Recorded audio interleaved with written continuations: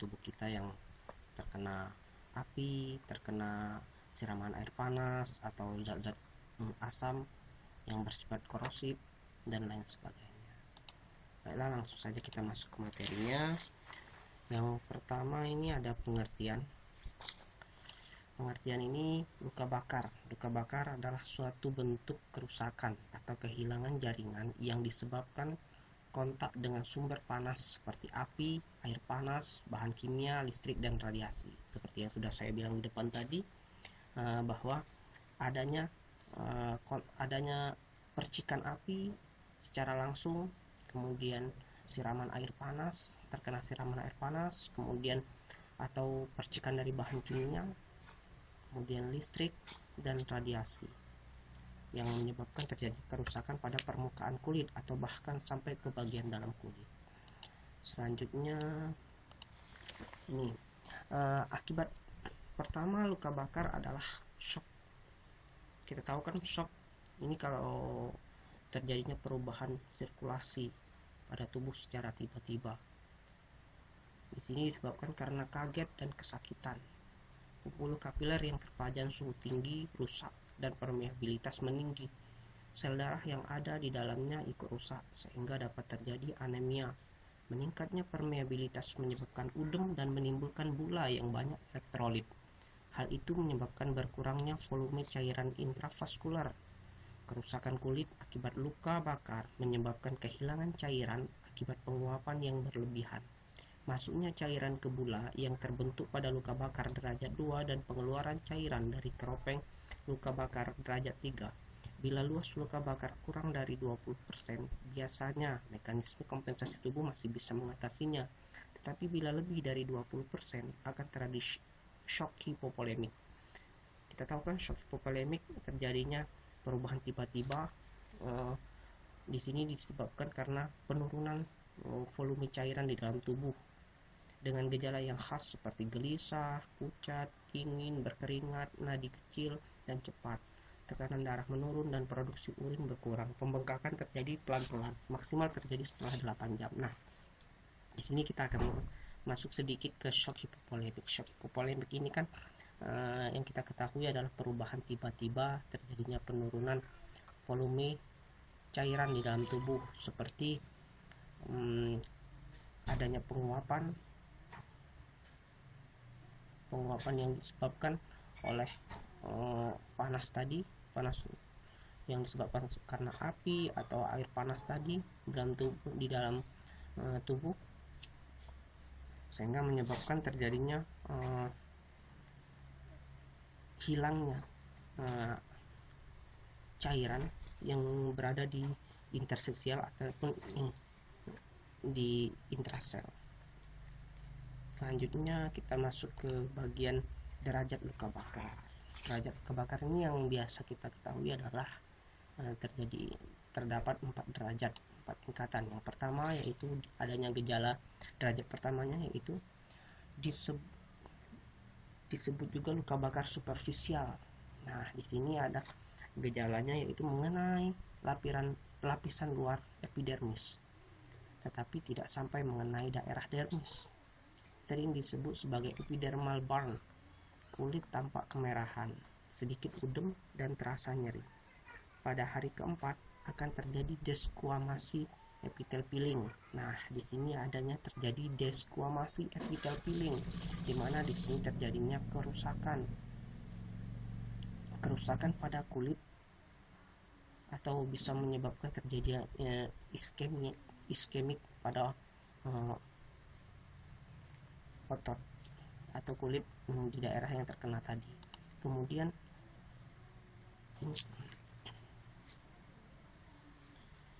yang derajat yang kedua yaitu di sini ada terbagi menjadi 2, superficial partial thickness, kemudian deep partial thickness. Nah, di sini yang pertama adalah luka bakar meliputi epidermis dan lapisan atas dari dermis bisa sampai ke bagian dalam. Kalau untuk yang kedua ini kita ambil kesimpulan secara umum saja, keseluruhan. Kemudian kulit tampak kemerahan, udem dan rasa nyeri lebih berat daripada luka bakar grade 1.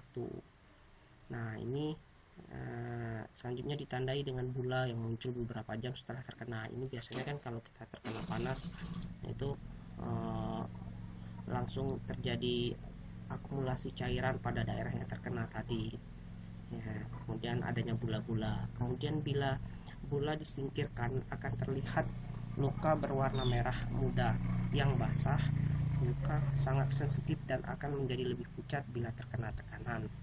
Akan sembuh dengan sendirinya dalam 3 minggu bila tidak terkena infeksi, tapi warna kulit tidak akan sama seperti sebelumnya.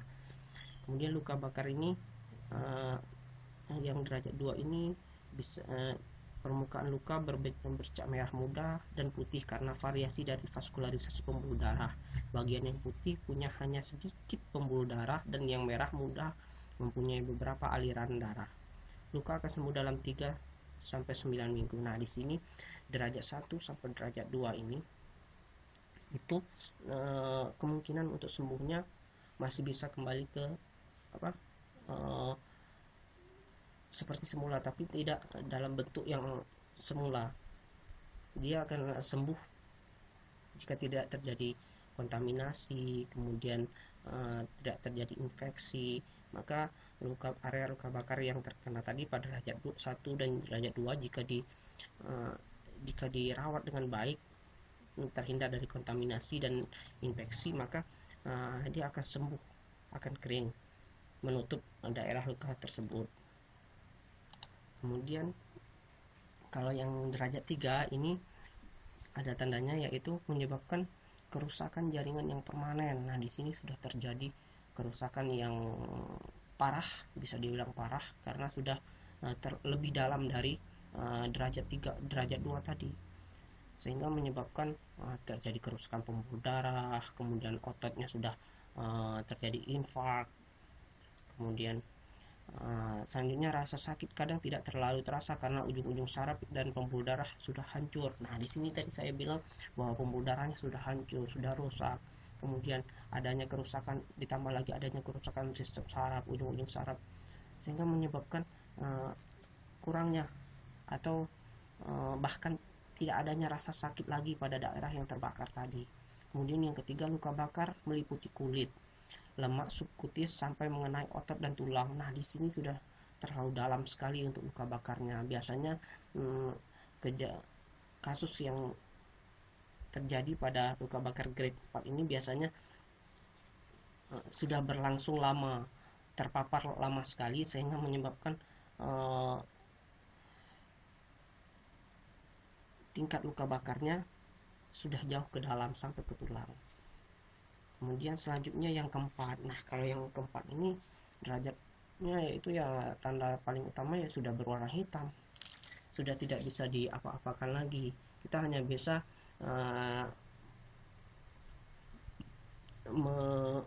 memperbaiki atau merawat yang bagian-bagian yang tidak sampai berwarna hitam tadi.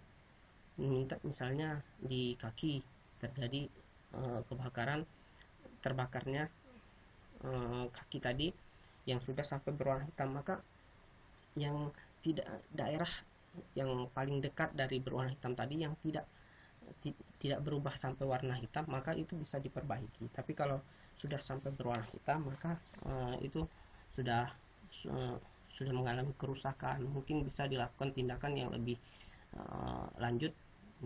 Misal buruknya adalah amputasi dan lain sebagainya. Kemudian penanganan, kita lanjut ke penanganan awal luka bakar. Nah, di sini ada beberapa penanganan awal pada luka bakar. Pertama, segera hindari sumber api dan mematikan api pada tubuh. Nah, ini jika kita terpapar api, kemudian sengatan listrik. Kalau sengatan listrik sih kita agak kurang bisa. Kalau untuk tegangan tinggi kita menghindar cukup sulit, karena secara tegangan listrik secara cepat gitu menyambar. Kemudian tapi kalau api mungkin kita bisa secara cepat, secara refleks kita ataupun dengan waktu yang singkat kita bisa menghindari sumber api itu. Kemudian mematikan api pada tubuh ini untuk mengurangi resiko perluasan dari luka bakar tadi. Kemudian singkirkan baju, perhiasan dan benda-benda lain membuat efek tourniquet. Jadi efek tourniquet ini menghambat pembuluh darah untuk mengalirkan darah ke perifer, ke daerah-daerah yang terkena luka bakar tadi. Karena jaringan yang terkena luka bakar akan segera menjadi udem. Nah, di sini tujuannya adalah untuk melancarkan sirkulasi di daerah yang terkena tadi luka bakar tadi. Makanya membuka baju pasien, pakaian pasien, kemudian yang ketat-ketat itu disingkirkan, kemudian perhiasan dan benda-benda lainnya. Kemudian yang ketiga, setelah sumber panas dihilangkan, rendam daerah luka bakar dalam air atau menyiramnya dengan air mengalir selama sekurang-kurangnya 15 menit. Proses koagulasi protein sel di jaringan yang terpajang suhu tinggi berlangsung terus setelah api dipadamkan sehingga destruksi tetap meluas. Proses ini dapat dihentikan dengan mendinginkan daerah yang terbakar dan mempertahankan suhu dingin ini pada jam pertama sehingga kerusakan lebih dangkal dan diperkecil. Nah, di sini biasanya di fasilitas kesehatan, pelayanan kesehatan itu di rumah sakit lah kita sering melihat bahwa pasien dengan luka bakar ini selalu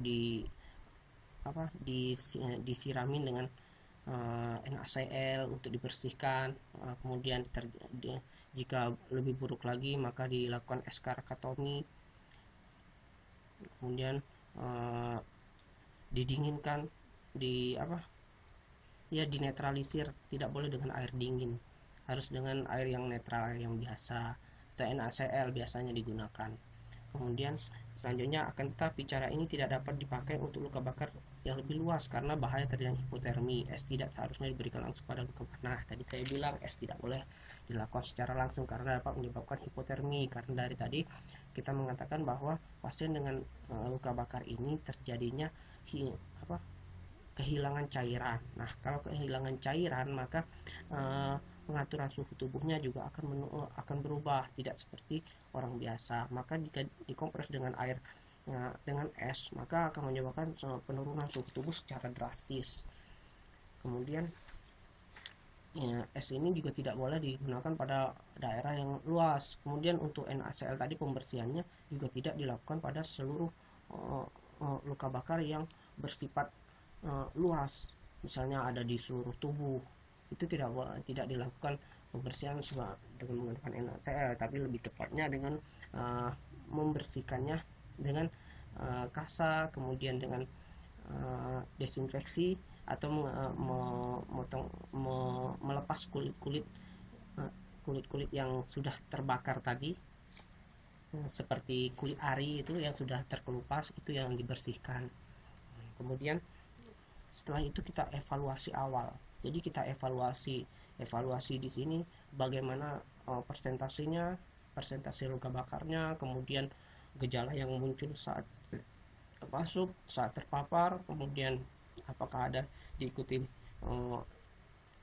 shock dan lain sebagainya. Kemudian yang terakhir adalah prinsip penanganan pada luka bakar, sama seperti penanganan pada luka akibat trauma lainnya, yaitu ABC, airway, breathing, circulation yang diikuti dengan pendekatan khusus pada komponen spesifik luka bakar pada surface sekunder. Nah, di sini sebenarnya prinsip penanganan luka bakar ini kan ada resusitasi. Nah, di sini konsep yang terbarunya itu bukan ABC lagi, tapi CAB. Jadi sirkulasi dulu, baru airway-nya, baru breathing-nya, dan seterusnya diikuti oleh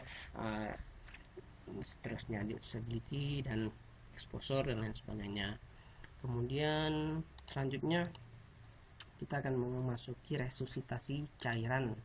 Nah, di sini tujuan resusitasi cairan, tujuan utamanya adalah untuk menjaga dan mengembalikan perfusi jaringan tanpa menimbulkan udem tadi.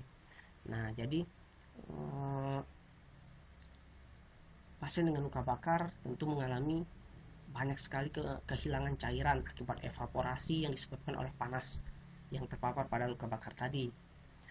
Nah, maka untuk mengembalikannya maka dilakukanlah resusitasi cairan agar volume cairan tubuhnya kembali normal. Kemudian kehilangan cairan terbesar adalah pada 4 jam pertama terjadinya luka, dan akumulasi maksimum edem adalah pada 24 jam pertama setelah luka bakar. Prinsip dari pemberian cairan pertama kali adalah pemberian garam ekstraseluler dan air yang hilang pada jaringan yang terbakar dan sel-sel tubuh. Pemberian cairan paling populer adalah dengan Ranger Lactate atau RL untuk 48 jam pertama setelah terkena luka bakar. Output urin yang adekuat adalah 0,5 sampai 1,5 ml per kilogram berat badan per jam.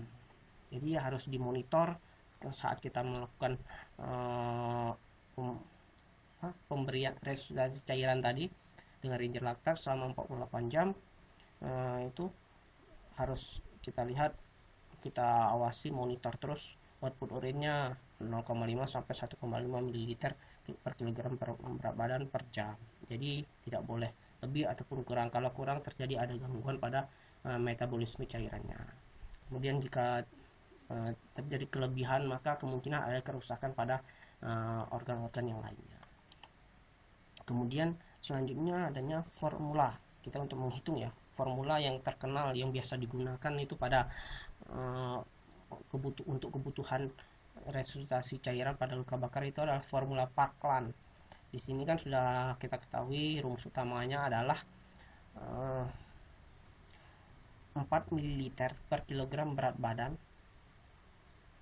4 ml dikali kilogram berat badan dikali dengan luka bakar. Nah, jadi di sini 4 ml itu adalah konstanta. Jadi rumusnya simpel sekali, 4 dikali dengan berat badan pasien, kemudian dikali dengan luas luka bakar. Jadi kita harus menentukan luas luka bakarnya terlebih dahulu dan menanyakan berapa berat badan pasien ini. Nah, maka kita bisa menghitung kebutuhan cairan pasien ini per 24 jamnya. Contohnya, misalnya berat badan pasien itu 80 kg dengan luas luka bakar 25%, maka kebutuhan cairannya selama 24 jam itu adalah 25%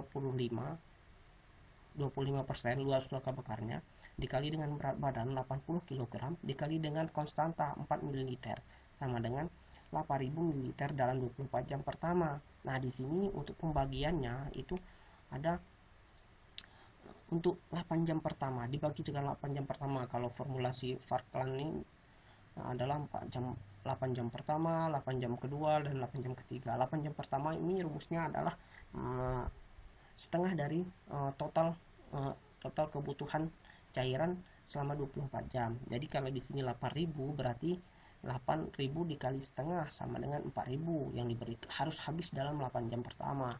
Kemudian untuk 8 jam berikutnya dan 8 jam berikutnya adalah sisa dari setengah total cairan tadi itu dibagi lagi dua sama dengan 2.000, maka 2.000 ml untuk 8 jam kedua dan 2.000 ml untuk 8 jam berikutnya, 8 jam ketiga. Jadi totalnya tadi 8.000 harus habis karena ini kebutuhan cairan dalam 24 jam akibat dari kehilangan cairan dari pasien itu sendiri. Kemudian perawatan luka bakar. Setelah keadaan umum membaik dan setelah dilakukan resusitasi cairan, dilakukan perawatan luka. Perawatan tergantung pada karakteristik dan ukuran dari luka. Tujuan dari semua perawatan luka bakar agar luka segera sembuh, rasa sakit yang minimal. Setelah luka dibersihkan, diberi demen, luka ditutup. Penutupan luka ini memiliki beberapa fungsi. Pertama, dengan penutupan luka akan melindungi luka dari kerusakan epitel dan meminimalkan timbulnya koloni bakteri atau jamur. Kedua, luka harus benar-benar tertutup untuk mencegah evaporasi pasien, tidak hipotermi. Ketiga, penutupan luka diusahakan semaksimal mungkin agar pasien merasa nyaman dan meminimalkan timbulnya rasa sakit. Jadi, untuk perawatan lukanya sebenarnya tidak terlalu ribet-ribet, tidak terlalu susah-susah amat. Hanya kita perlu memastikan ini derajat yang mana, maka kita akan melakukan sesuai dengan kondisinya. Misal terjadinya kerusakan yang parah, maka bisa menyebabkan bisa dilakukan diberi demen, eskarektomi. Kemudian kalau misalnya sudah membaik, maka dilakukan diberikan mebo untuk menjaga suhu dari permukaan yang terkena luka bakar tadi, kemudian dan menghindari dari kontaminasi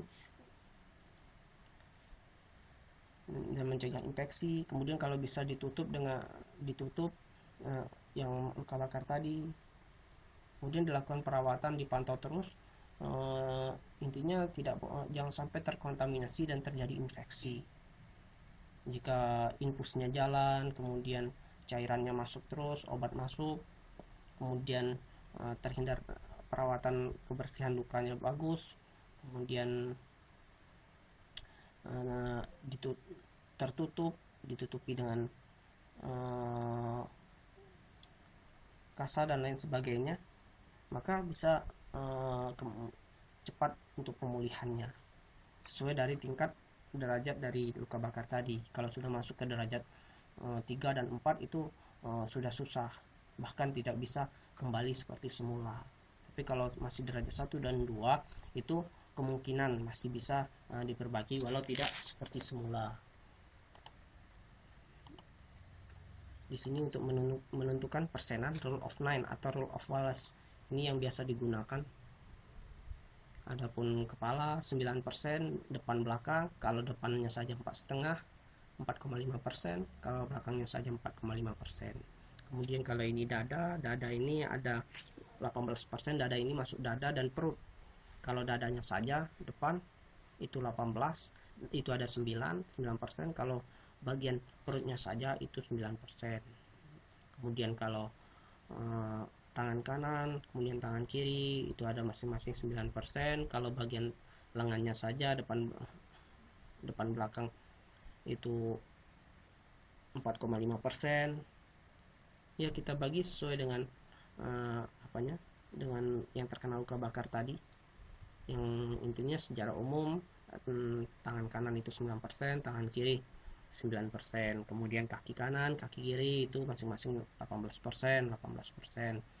Kemudian untuk yang bagian belakang, punggung dan belakang perut itu 18%. Itu untuk dewasa. Kalau yang anak-anak ini kepala 18%, depan belakang. Kemudian kalau dadanya masih sama seperti dewasa, kemudian punggung masih sama seperti dewasa, kemudian tangan kanan tangan kiri masih sama seperti dewasa. Nah, hanya kaki kanan dan kaki kiri ini 13,5% masing-masing.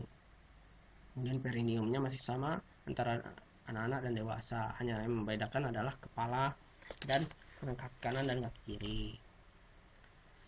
Mungkin ini cukup mudah untuk diingat karena tidak terlalu ribet untuk pembagian persentase luka bakarnya. Kemudian selanjutnya kita masuk ke latihan soal. Kita masuk soal pertama, yaitu seorang laki-laki berusia 25 tahun, korban kebakaran 2 jam yang lalu dibawa ke IGD dengan luka bakar di daerah wajah, lengan atas kiri dan kanan, dada dan punggung bagian atas hingga kepala bagian belakang. Hasil pengkajian, pasien tidak sadarkan diri dan BB pasien 50 kg. Tentukan luas luka bakaran. Nah, di sini kita kembali ke yang tadi, rule of 9 tadi, kita tentukan. Misalnya luka bakar di daerah wajah saja berarti 4,5. Kemudian lengan atas kiri dan kanan, lengan atas dan kiri dan kanan itu ada 4,5 berarti ada 9 tambah 4,5 13,5. Kemudian dada dan punggung bagian atas, dada dan punggung bagian atas berarti ada 9 tambah 9 18. Hingga kepala belakang 4,5 berarti 9 tambah 9. Kemudian ini dada dan punggung bagian atas berarti 4 kali 9 36, hasil berarti 36%. Ya, kita lihat jawabannya benar. Ya, benar. Jadi begitu untuk menentukannya, kita harus membayangkan gambar dari row of 9 tadi sehingga kita tidak sulit untuk menentukan luas luka bakar tadi. Kemudian selanjutnya soal berikutnya kita masuk ke hitungan. Soalnya sama. seorang laki-laki berusia 25 tahun korban kebakaran 2 jam yang lalu. Nah, di sini soalnya sama ya. Yang tadi sampai berat badan pasiennya 50 kilo, kemudian kita sudah menentukan luas luka bakarnya tadi 36%, kemudian ditanya di sini, yang ditanya adalah berapa total kebutuhan cairan pasien tersebut dan pembagiannya untuk 8 jam pertama dan kedua dan ketiga. Nah, maka di sini kita harus menentukan kebutuhan total tadi ada 36 3000.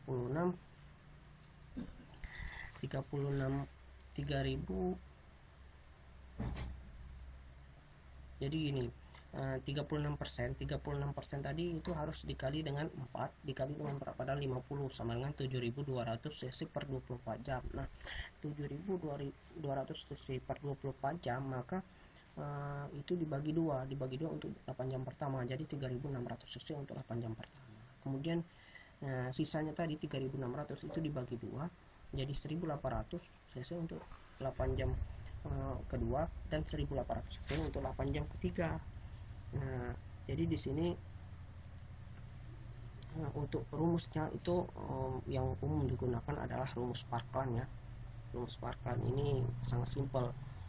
Konstanta 4 ml dikali dengan luas luka bakarnya, kemudian dikali dengan berat badan pasien, maka itu total per 24 jam ya, total cairan yang dibutuhkan per 24 jam. Oke, mungkin cukup sekian dulu pemaparan materi pada hari ini. Mungkin di lain waktu akan kita